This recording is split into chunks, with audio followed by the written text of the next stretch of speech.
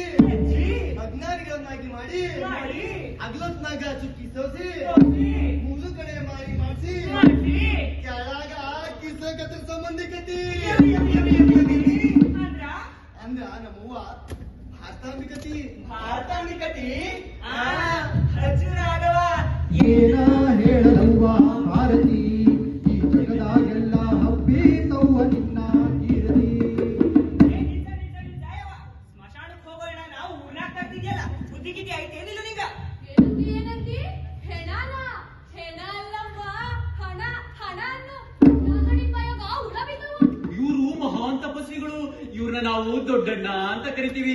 ನಾವೇ ಇವ್ರ ದೇಶಕ್ಕೆ ಹೋಗಿ ಮುತ್ತಿನ ಪಲ್ಲಕ್ಕಿಯ ಕರ್ಕೊಂಡ್ ಬಂದೀವಿ.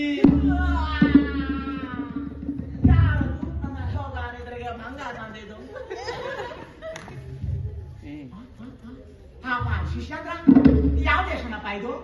ಮಹಾಸ್ವಾಮಿ, ಇದೇ ಬುದ್ಧ, ಬಸವ, ಗಾಂಧಿ, ಅಂಬೇಡ್ಕರ್ ಹುಟ್ಟಿರೋ ದೇಶ. ನಾವು ಭಾರತ ಅಂತ ಕರಿತೀವಿ. ಭೂತ, ಬಸವ, ಗಾಂಧಿ ನನ್ನ ದೇಶಕ್ಕೆ ವಾಪಸ್ ಕರ್ಕೊಂಡು ಹೋಗ್ಬಿಡ್ರಪ್ಪ. ಮಹಾಸ್ವಾಮಿ, ನೀವೇನು ಚಿಂತೆ ಮಾಡಬೇಡಿ. ಅವ್ರ್ಯಾರು ಈಗಿಲ್ಲ.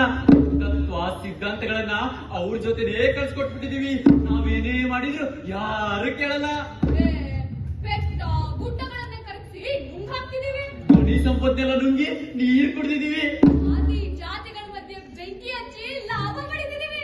ಎಲೆಕ್ಷನ್ ಬಂದಾಗ ಭರವಸೆ ಮೇಲೆ ಭರವಸೆ ಕೊಟ್ಟು ಎಲೆಕ್ಷನ್ ಗೆಲ್ತೀವಿ. ಎಲೆಕ್ಷನ್ ಸಾಲಿಗೆ ಅದು ವಿಧಾನಸೌಧದಲ್ಲಿ ಕುತ್ಕೊಂಡು ಮಾತಾಡೋದು ವಿಡಿಯೋಸ್ ಕೊಡ್ತೀರಾ? ಏನ್ ಗೊತ್ತಾಯ್ತು? ನಾಚಿಕೆ ಇಲ್ದಿರೋ ಜನ ಉಗಿರಿ ಉಗಿರಿ, ನಮ್ಗೇನು ಬೇಜಾರಿಲ್ಲ. ನನ್ನ ಪವಾಡಗಳ ತೋರಿಸೋಕೆ ಇದೇ ಒಳ್ಳೆ ಜಾಗ. ಇರ್ಸಿ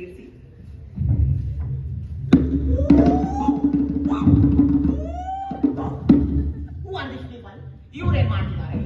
ಮಹಾಸ್ವಾಮಿ, ಇವರು ಜೋಗ್ತಿಯರು ಅಂತ ಕತೆ ಹೇಳೋ ಮಂದಿ. You mean story teller? ನಮ್ ದೇಶದಾಗ ಎಲ್ಲಿ ನೋಡಿದ್ರು ಕೊಲೆ, ಸುಲಿಗೆ, ಅತ್ಯಾಚಾರ ನಡಿಲಿಕ್ಕತ್ತಾದ.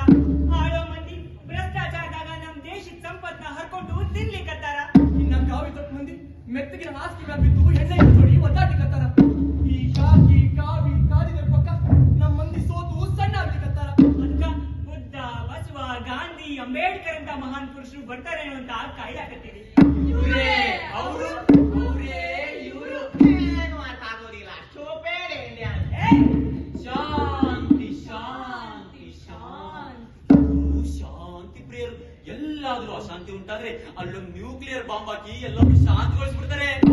ಇವರು ಮಹಾನ್ ತಪಸ್ವಿಗಳು, ಪವಾಡ ಪುರುಷರು. ಇವ್ರ ಕಾಲಿನ ಕಡೆ ಎಲ್ಲ ಜಾಗತೀಕರಣ, ಆಧುನೀಕರಣ. ನೋಡಿ, ನಮ್ ಗುರುಗಳು ನಮ್ ದೇಶನ ಹೆಂಗ್ ಬದಲಾಯಿಸ್ತಾರಂತ. ಇವರೇ ನಮ್ ದೇಶನ ಬದಲಾಯಿಸೋದು. ನಮ್ದು ಸುಂದರವಾದ ದೇಶ. ಸಹಜೀವನ, ಸಹಬಾಳ್ವೆ, ರೈತರೇ ನಮ್ ದೇಶದ ಬೆನ್ನೆಲುಬು, ಹಳ್ಳಿಗಳೇ ಆಧಾರ ಸ್ತಂಭಗಳು. ಅಲ್ಲ ಅಲ್ಲ, ಇದೆಲ್ಲ ಸುಂದರತೆನೇ ಅಲ್ಲ. ಇವಾಗ ನೋಡಿ, ನಮ್ ಗುರುಗಳು ಎಂತ ಪವಾಡ ತೋರಿಸ್ತಾರಂತ.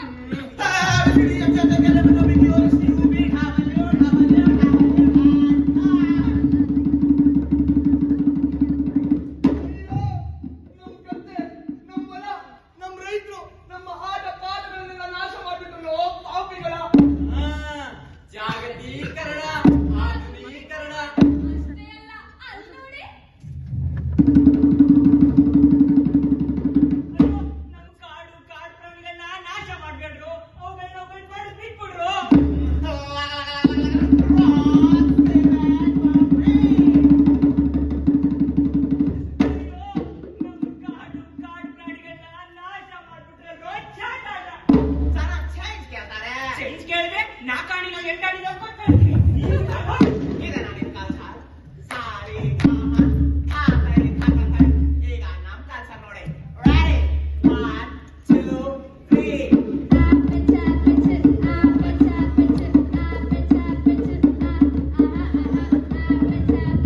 ಏನೇನೋ ತೋರಿಸ್ಕೊಂಡು ಡ್ಯಾನ್ಸ್ ಮಾಡ್ತಾನೆ. ಇದಕ್ಕೆಲ್ಲ ನಾವು ವಾವ್ ವಾವ್ ಗ್ರೇಟ್ ಗ್ರೇಟ್ ಅನ್ಬೇಕು. ಇಲ್ಲಾಂದ್ರೆ ಜನ ನಮ್ಮನ್ನ ಹುಚ್ಚುಗುಂಡೆ ಮಾಡ್ಕೊಂಡ್ಬಿಡ್ತಾರೆ. ಹೂ ನಡಿ ನಡಿ. ಎಂಥ ಸಂಸ್ಕೃತಿ, ಅದ್ಭುತ ಸಂಸ್ಕೃತಿ. ಹಾ ಚೇಂಜ್ ಮಾಡಿ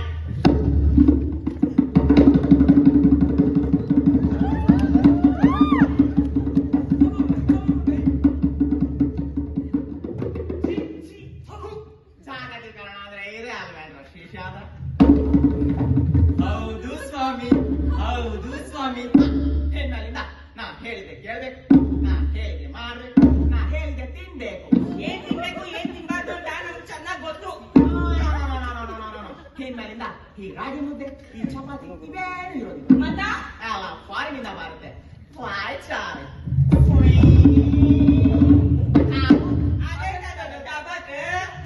ಅಂದ್ರೆ ಪಿಜ್ಜಾ, ಬರ್ಗರ್, ಟೊಯ್ ಟೊಯ್ ಟೊಯ್. ಮೆಕ್ಡೊನಾಲ್ಡ್ಸ್, KFC, ಟೊಯ್ ಟೊಯ್ ಟೊಯ್.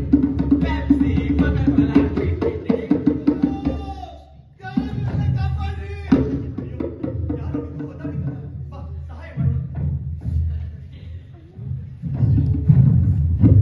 ಯಾರಪ್ಪ ನೀನು? ನಿನ್ನ ಎಲ್ಲೋ ನೋಡ್ದಂಗೈತಿ. ಅಮ್ಮ ಜೋಗತೀರ ಕತೆ ಹೇಳೋದಕ್ಕೂ ನನ್ಗೆ ಗೊತ್ತಿರ್ಲಿಲ್ವೇ? ಅಯ್ಯೋ ನಮ್ಮ ದೇಶಕ್ಕೆ ಅನ್ನ ನೀಡೋ ರೈತನಲ್ಲವೇ? ಏನಪ್ಪ ಇದು ನಿನ್ನ ಮೈ ಮೇಲಿನ ಬರೆಗಳು? ಇದೆಲ್ಲ ಜಾಗತೀಕರಣ ಆಧುನೀಕರಣದ ಹೆಸರಿನಲ್ಲಿ ನನ್ನ ಮೈ ಮೇಲಿನ ಗಾಯಗಳು. ಲಕ್ಷಾಂತರ ಕೆರೆ ಕುಂಟೆಗಳನ್ನೆಲ್ಲ ನಾಶ ಮಾಡಿದ್ರು, ಫಲವತ್ತಾದ ಭೂಮಿಯನ್ನ ಕಿತ್ತುಕೊಂಡ್ರು, ಕಾಡು ನಾಶವಾಗಿ ಬೆಳೆ ಇಲ್ಲದೆ ಭೂತಾಯಿ ಒಡೆದು ಬತ್ತಿ ಹೋಯ್ತು. ಮಳೆ ಇಲ್ಲದೆ ಬೆಳೆ ಇಲ್ಲ, ಬೆಳೆ ಬಂದ್ರು ಅದಕ್ಕೆ ಬೆಲೆನೇ ಇಲ್ಲ. ಕೇಳೋದಕ್ಕೆ ಅಂತ ಹೋದ್ರೆ ಆಶ್ವಾಸನೆಗಳ ಮಳೆ ಸುರಿಸಿದ್ರು. ನಮ್ಮ ರೈತರ ಶ್ರಮವೆಲ್ಲ ಮಣ್ಣಲ್ಲಿ ಮಣ್ಣಾಗಿ ಹೋಯ್ತು, ಮಣ್ಣಾಗಿ ಹೋಯ್ತು. ಕುಡಿಯೋ ನೀರಿಗೆ ವಿಷ ಬೆರೆಸಿ ಬಾಟಿಲ್ ಹಾಕಿ ಮಾರೋದಕ್ಕೆ ಅಂತ ಶುರು ಮಾಡಿದ್ರು. ನಮ್ಮ ಮಜ್ಜಿಗೆ ಎಳನೀರುಗಳನ್ನೆಲ್ಲವನ್ನು ಮೂಲೆ ಗುಂಪು ಮಾಡಿದ್ರು. ಒಟ್ಟಾರೆ ವಿಶ್ವವ್ಯಾಪಿ ವಿಷದ ಬೀಜ ಬಿತ್ತಿದ್ರು, ವಿಷದ ಬೀಜ ಬಿತ್ತಿದ್ರು, ವಿಷದ ಬೀಜ ಬಿತ್ತಿದ್ರು.